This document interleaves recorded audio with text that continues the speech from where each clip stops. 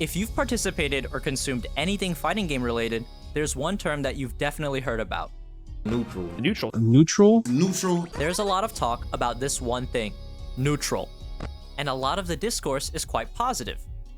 People talk about how difficult it is, how rewarding it is, and how complex it is.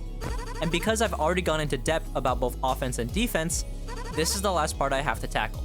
But as previously implied, neutral is a bit complex. So let's try to simplify it a bit before we tackle the nuances. So that just begs the question, what is the neutral? Fighting games, at least most two-dimensional ones, can be broken down into three phases: offense, defense, and neutral. Neutral is when neither player has a significant advantage. Because of how move ranges, speeds, and hitboxes work, one character will almost always have some sort of advantage. So here it means not in each other's faces and someone doesn't have significant frame advantage. Frame advantage is when you get to move before your opponent. And the goal in neutral is to get out of it, by winning it, putting yourself in advantage. And that doesn't just mean getting a hit or blocking something that is minus. Winning neutral is when you put yourself in their face, within or just out of throw range, and leaving you plus. Not plus, and you don't get to move first, you actually find yourself at disadvantage. Too far away, and you can't push a mix-up, you don't have your advantage. Up close and plus is where you can represent your offense. So how does one accomplish this? How does one win neutral? Let's go over the simplest ways first, and those are reaction tests and resource dumps. If you want to get in without doing the quote-unquote work, it is never free. Either you attempt a jump, a dash, a drive rush, or a character-specific special, where your opponent has an opportunity to react and check, or you need to spend some resources to get in, whether it be 3 drive bars for a drive rush cancel, or with a single EX bar with an EX bingo. And while these quote-unquote neutral skips are a part of neutral, it isn't exactly what the community mean when they romanticize the beautiful dance of neutral. When we deify this part of the game, we're talking about this. And of course, using that Kawano blueprint, of course, to keep this at bay a little bit. Yep. All right, the Tatsumaki. So let's break it down.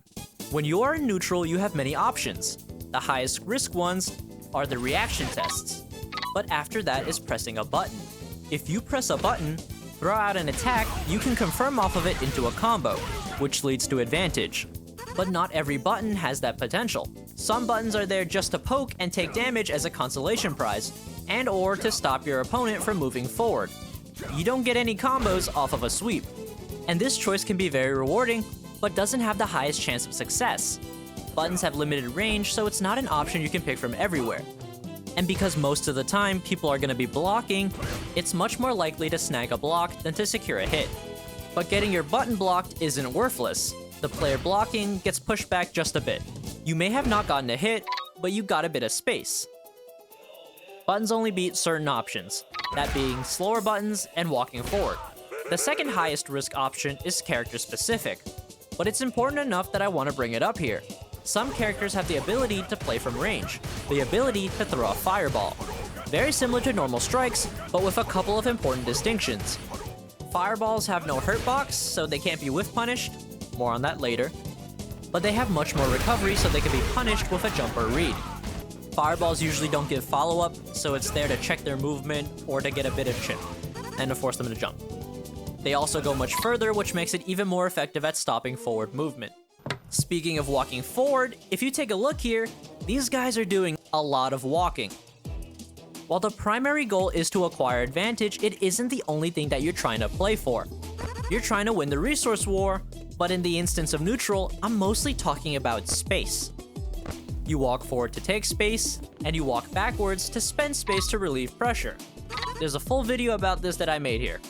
Even if you don't get a hit or get advantage, you can fight for space. By walking them to the corner, you limit their options and increase your potential reward. The more space you have to play around with, the easier neutral is. Walking forward is a risk, you're not blocking, you can get hit, but you can stop at any time. So there's walking and there's pressing, but there's a third option left. The option that gives neutral the depth that makes it stand out. The option to do nothing. The option to just sit there and just down back and block. If you don't want to engage, you don't want to make a play, you don't have to. Unlike offense and defense, where there are strict timings, your options are either immediate on wake up or slight delay, any other ones lose to immediate options, you can just do nothing. Yes, you can do nothing on wake up and just block, but in that scenario, it's an active choice that loses to Embiid's specific options. In neutral, it means not engaging. This is the thing that makes neutral so difficult. Not only do you have to read what your opponent wants to do, you also have to predict when they want to do it. Another layer which makes it even harder to outplay. This one change is the big difference between perceived gambling and skillful predictions and hard reads. Everything is happening in real time, with the only strict restriction being the timer and the regenerating resources. Neutral is flow state, neutral is feel, and neutral is hard reads. It's what happens when you aren't restricted by timers and frames. And that's neutral oversimplified. Walking, blocking, hitting, and reacting. Now that we have that out of the way, we can get into the nuances of it. Not all buttons are built equal. Not just in terms of speed and length and damage, but some of them have a bit more utility than others. At least in Street Fighter, there is a high-low system. If a move is an overhead, you need to stand block it. But if the move is a low, then you need a crouch block to be successful. Walking back automatically blocks mids and overheads, but it won't help you if they clip you with a low. Your opponent may be trying to spend their space in order to relieve pressure, but that won't work if you catch them low. Lows beat the walk back. And how each character approaches the neutral changes from character matchup to character matchup. Everyone has a different range they want to be at, and everyone has tools and options to get in themselves and keep their opponents out. Faster walk speed means more effective range, longer buttons means more effective range, and more damage means better reward on hit. Certain characters can punish options better than others, and to a greater degree, some can just shut down these options. How strong your low options are limit how much they can walk back. Low pokes are not as scary as full conversions. While character matchups are also determined by how each run their offense and defense, it mostly matters in how they're able to approach the neutral. What they can do and what they can't do to generate their advantage. If Ryu plays against Honda, he can bully him with his fireball, smothering him in the neutral. He can't do the same against Guile or Dhalsim.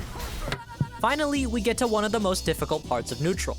How do you manipulate your opponent into giving you a guaranteed hit?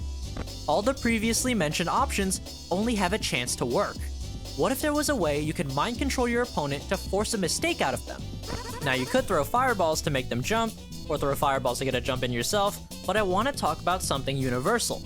I talked about ranges. Each character has their own effective ranges, whether it be for a crouch medium kick or a medium punch. Once you get in that range, now you're at threat of that move. So normally, if you aren't in range to hit them, you won't press a button. And if you are in a range to hit them, then you will. But what if you do something like this? You walk right in range, then immediately walk out. Look at that.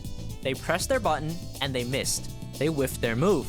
And now they're stuck in recovery animation, so they can't block. And if they can't block, you can hit them.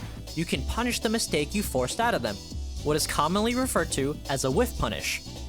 Most of the time, people won't whiff for no reason, so you'll have to force it out of them. And if you're able to do that, there isn't a more guaranteed opportunity for a punish. But if you watch high-level play, players are attempting this, the walk-in, walk-out punish technique, but their opponents aren't always biting. That's because this is common knowledge. They know you're trying to make them whiff, and they know you're trying to punish them. So here comes the mind game. Whenever you walk up, you could be walking back, in which case they don't want to be pressing. But if you are just walking forward to take space, or to threaten your button, then they do want to press. Otherwise, you either get free space or get off a free button. There's a reason why there's so much walking in neutral. One more thing, the spacing trap. Buttons are generally going to be minus on block, meaning when they block, now it's their turn to do something. But because of the potential spacing, you don't always get to connect with a button to retaliate, which means you whiff and you get punished. You fell for a spacing trap. These are more knowledge checks, but I did want to mention it because there is a mind game. Will they cash out on the whiff or try to take space by walking forward? And of course, there's the risk-reward inherent in all of your options. It's not just for making decisions in offense and defense. Your neutral options carry the same responsibility. The least amount of risk is the down back, the just block. It also comes with no reward unless your opponent does something silly, but it's something that isn't punishable. You may lose space, but you won't take damage. Then is the walk back. Depending on how far away you are, this can even have no risk at all. But if you're anywhere where you would want to walk back, you do risk catching the low. But if it succeeds, you relieve pressure and maybe bait a whiff. Higher risk, better reward. But it does cost you a resource. Then the walk forward. Higher risk, but very tangible reward. Leaves you at risk of getting hit, but you take space. Then the fireball. Potential for space and damage, but risks a jump in. Then is the button. Now the risk for this varies. If you choose to throw out a light punch, low startup, low recovery, but also low range and low damage, you won't get punished hard or at all if it fails. But something like a heavy kick has more startup, more likely to be counter hit, more recovery frames, easier to whiff punish. But in return, longer range and more reward on hit, in both damage and advantage. The longer and stronger the button you throw out, the more risk involved, but also the more reward. And the riskiest option is the reaction test. Dash is the least risky with the least reward. Then comes jump and dry rush. One is more reactable while being less rewarding to punish, and the other is less reactable while costing a resource. And even though reaction tests aren't as glamorous or romanticized as the other ones, it's still a vital part of playing the neutral. It challenges the mental stack, something that you can also learn about here. And that's all that neutral is. Two players scrapping it out in order to finally put themselves in advantage. Dancing around for each inch of space they can steal, managing risk-reward with the hard reads that come with the genre, all without the strict timers that facilitate offense and defense. I won't say this part of the game is easy. I won't even say it's simple. There's so much you need to look out for at any given moment, and it's really hard to make an accurate prediction when they can just sit there. But despite all that, hell, maybe even because of that, it's just so rewarding once you understand it.